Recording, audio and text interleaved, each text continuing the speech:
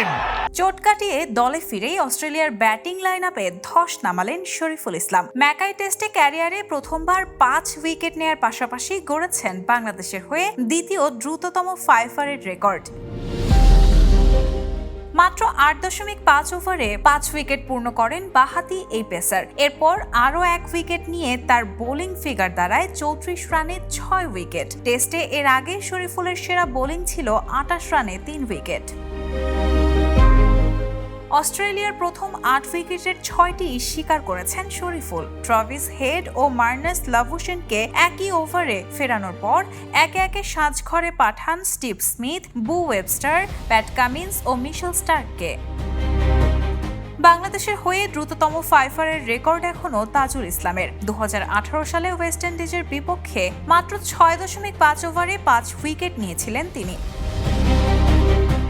অস্ট্রেলিয়ার মাটিতে বাংলাদেশের দ্বিতীয় পেসার হিসেবে ফাইফার পেলেন শরীফুল। এর আগে এই কীর্তি গড়েছিলেন হাসান মাহমুদ। এর আগে ব্যাটিংয়ের মাত্র 64 রানে অল আউট হয় বাংলাদেশ। জবাবে তাসকিনের পর শরীফুলের তোপে মাত্র 43 রানের মধ্যেই বিপর্যয়ে পড়ে Australia. Rehana moon, the news.